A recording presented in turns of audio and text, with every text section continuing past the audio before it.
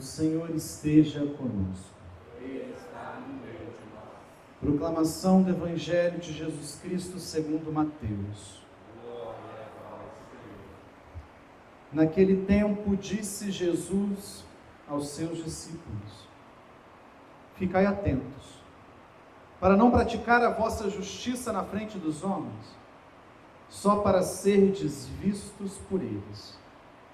Caso contrário, não recebereis a recompensa do vosso Pai que está nos céus. Por isso, quando deres esmola, não toques a trombeta diante de ti, como fazem os hipócritas nas sinagogas e nas ruas, para serem elogiados pelos homens. Em verdade vos digo, eles já receberam a sua recompensa.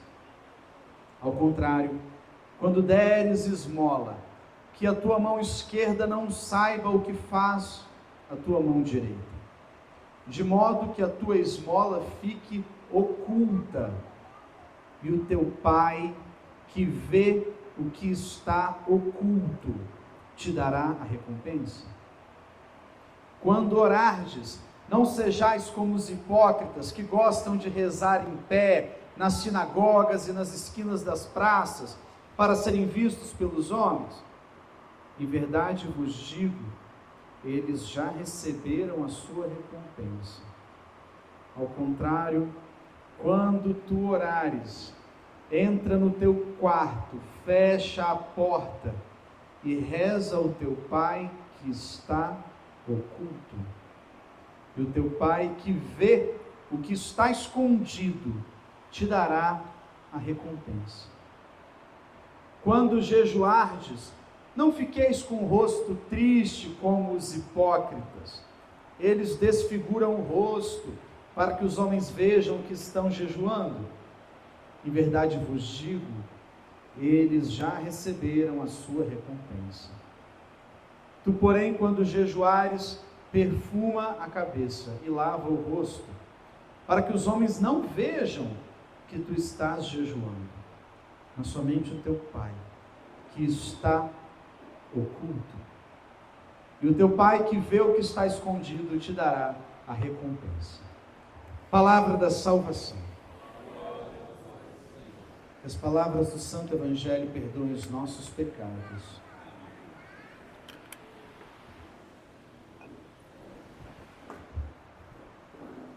Meus irmãos, quando os judeus conseguiram fazer a sua saída do Egito, a saída da escravidão do Egito rumo à Terra Santa, situação que é narrada no livro do Êxodo, os judeus contam que foram guiados, muitas vezes, na escuridão do deserto, pela luz da lua. Então, em época de lua cheia, eles conseguiam enxergar melhor no deserto, porque não havia luz. Então atribuem à luz da lua cheia a orientação para alguns momentos de caminhada. Quando os judeus, enfim, chegam à Terra Prometida, passam a celebrar a Páscoa a partir do calendário da lua. E define-se que celebrarão a Páscoa no domingo pós-lua cheia da primavera, que a igreja, posteriormente no concílio de Nicéia, define assim: o primeiro domingo após a primeira lua cheia da primavera. Isso no hemisfério norte, para nós, do outono. Então, o primeiro domingo após a primeira lua cheia do outono é a Páscoa. A Páscoa, portanto, é uma data que muda dependendo do ano, porque o calendário lunar muda também. Ele não é exatamente no mesmo dia todo ano. E a partir da data da Páscoa, nós marcamos todas as outras. Então, a partir da data da Páscoa, nós definimos quando é o Domingo de Ramos, 40 dias antes, quando é a Quarta-feira de Cinzas, e antes disso, quando é o Carnaval. Portanto, o carnaval também muda todo ano.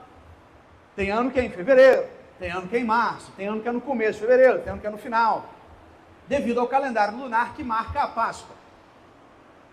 E este dia, a quarta-feira de cinzas, é também uma tradição judaica para celebrar o que está escrito lá no Gênesis.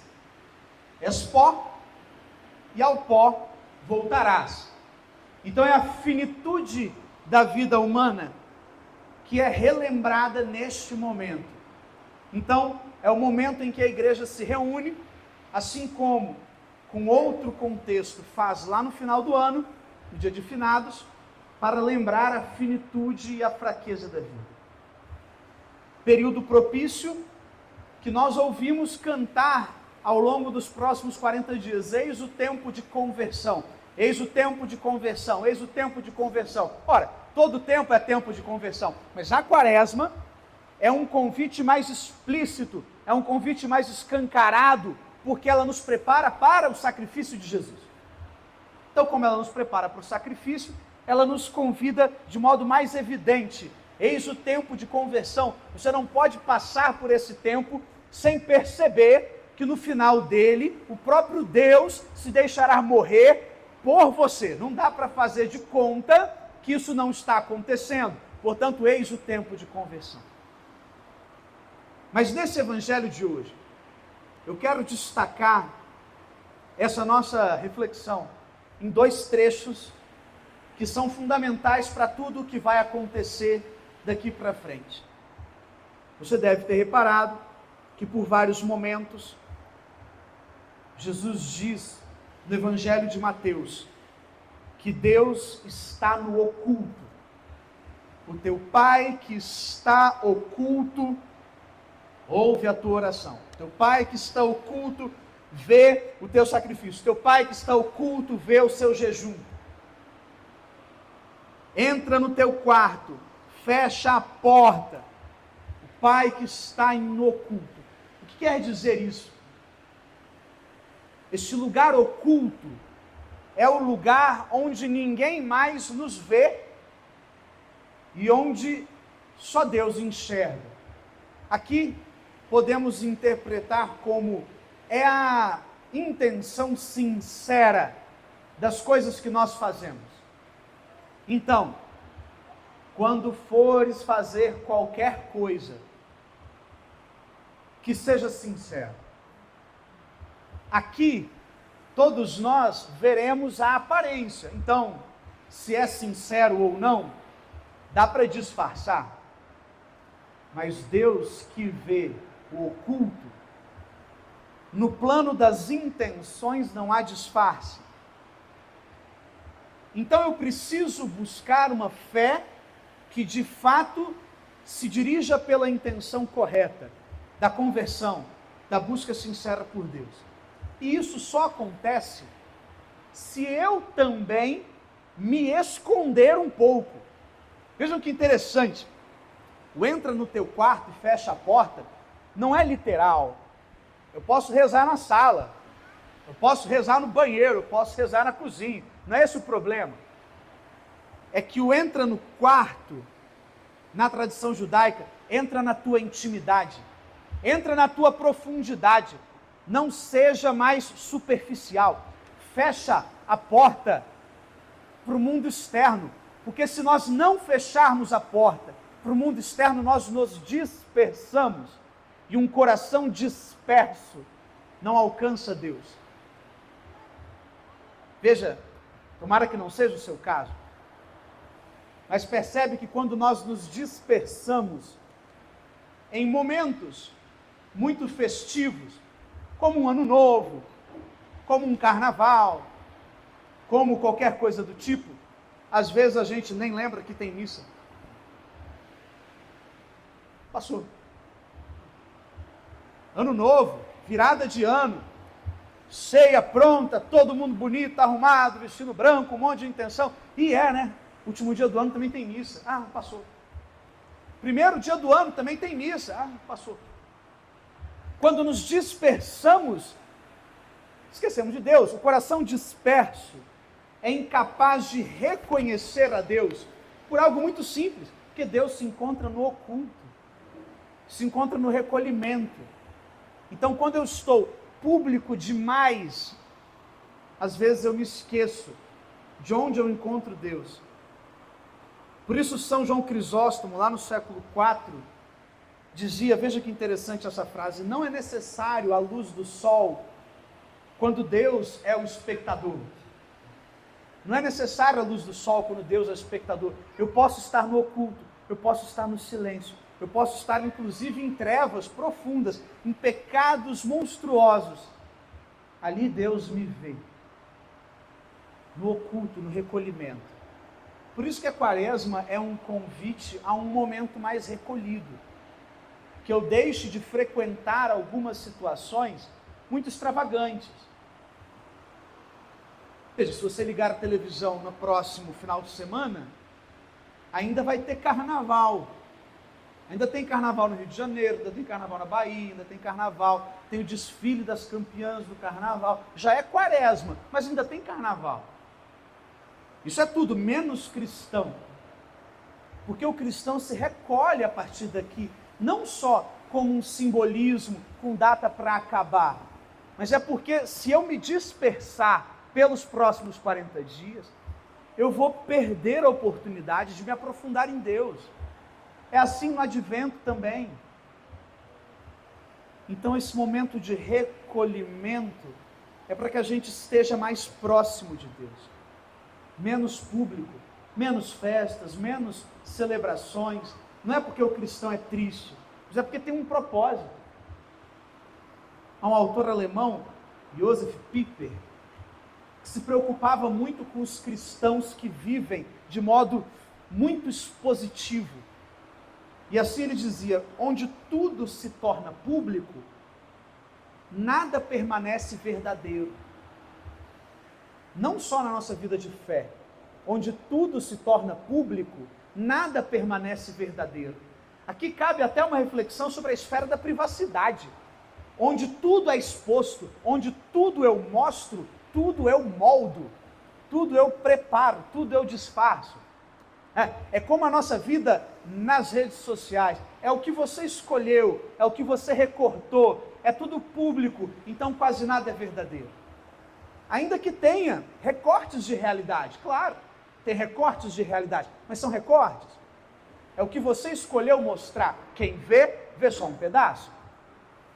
É como a história da igreja que aprendemos na escola, é só um recorte. E como um recorte, é parte pequena da realidade. Por isso, meus irmãos, tudo que é público demais é pouco verdadeiro. E assim vem o convite de Cristo. Não faça em público, faça no oculto, no recolhimento, com propósito, porque ali Deus se mostra. Não sejais como os hipócritas. Esse termo, hipócritas, lá do grego, eram aqueles que disfarçavam. O hipócrita é o que usava a máscara do teatro, aquele que encena, aquele que disfarça. Não seja como os hipócritas, que disfarçam as coisas. Imagina o próprio Cristo chegar na tua cara e dizer, não seja hipócrita, você está disfarçando. Aqui Jesus está nos deixando claro o recado entre aquilo que eu faço de bom e a finalidade daquilo que eu faço de bom. Não bastam as boas obras. É preciso que haja a boa intenção nas boas obras. Boas obras qualquer um faz. Qualquer um faz. Até governo às vezes faz. Agora, boas intenções. Depende.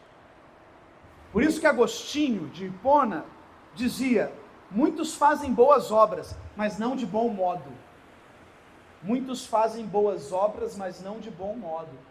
Porque se a intenção for o meu ganho, a minha glória, a minha fama, a minha publicidade, é até uma boa obra, mas não é por um bom motivo.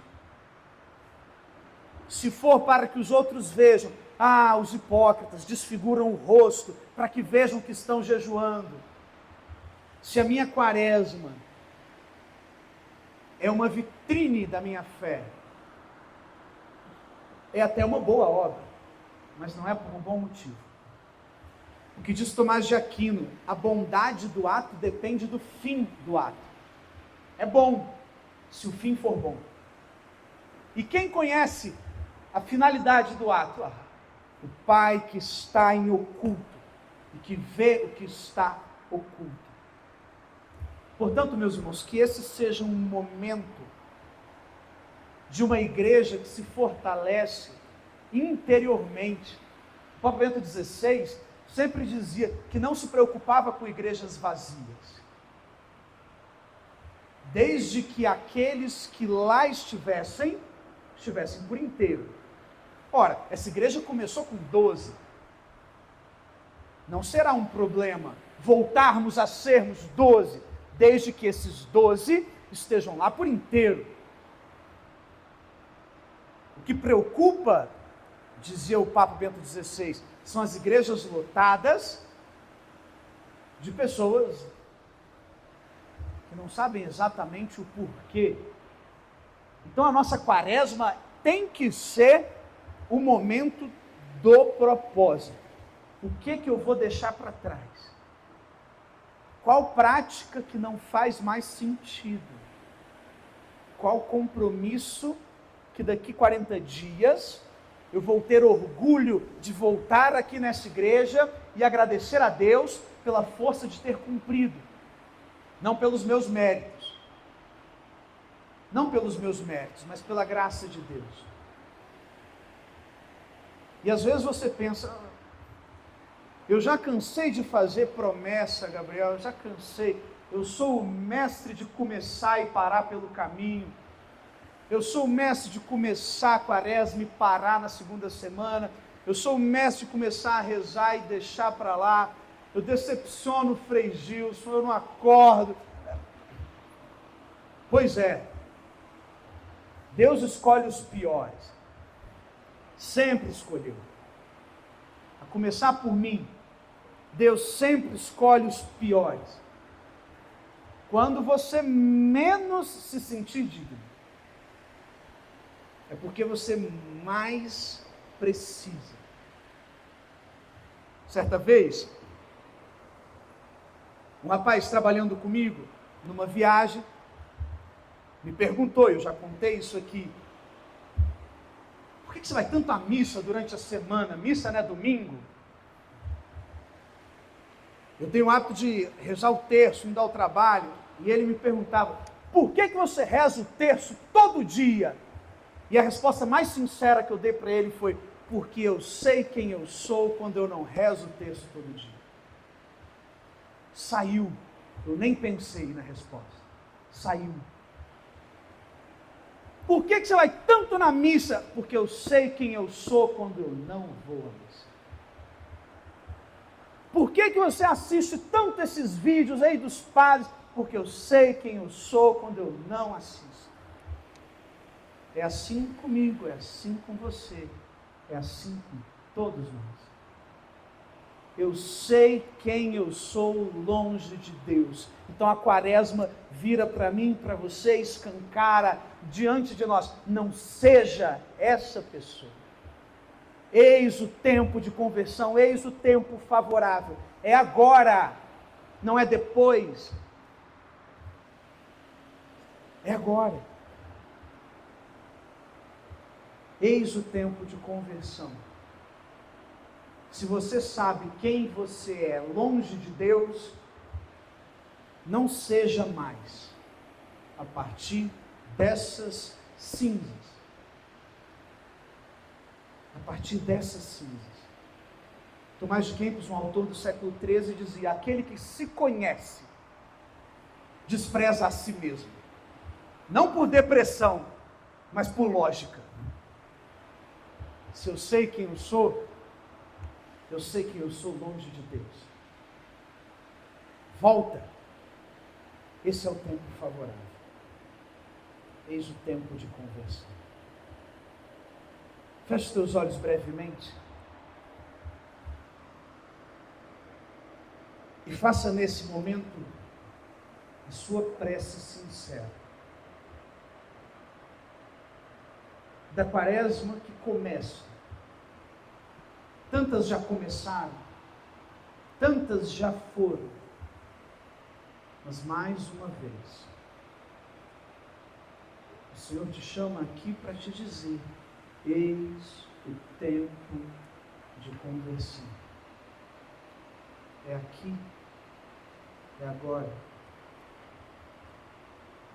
Portanto, traga à sua mente os atos, os comportamentos que não fazem mais sentido a partir dessas cinzas. O que você quer chegar no final dessa quaresma com orgulho de dizer que deixou para trás?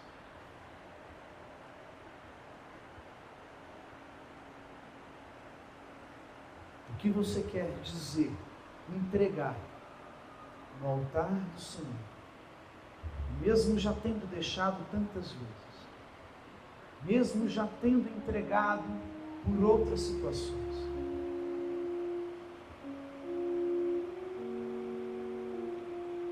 Eis o tempo favorável.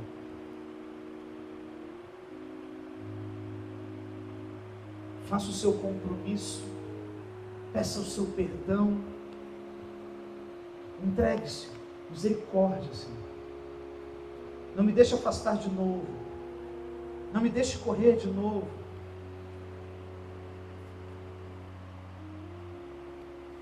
Toma cuidado, Senhor.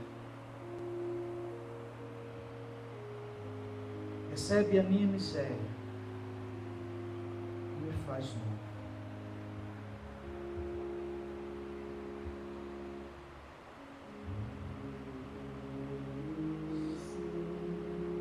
Jesus amado,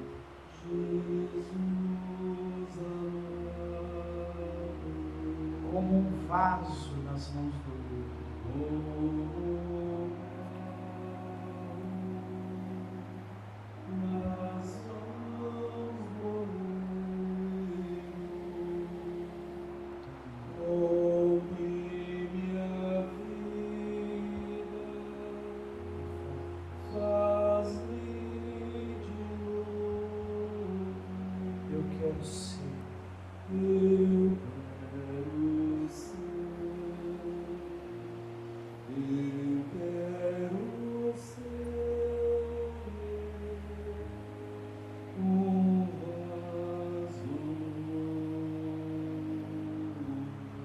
Mais uma vez você canta junto a essa oração: eu quero ser.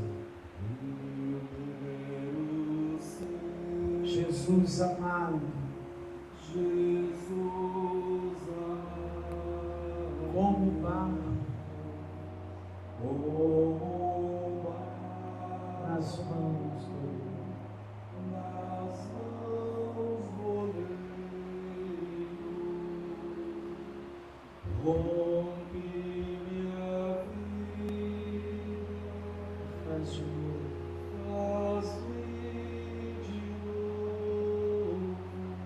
quero ser.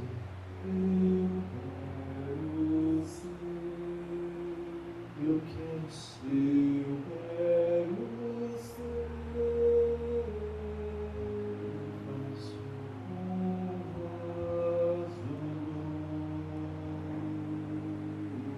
Rompe minha vida.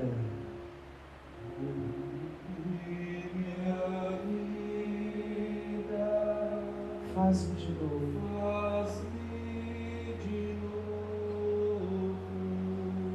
Eu quero ser.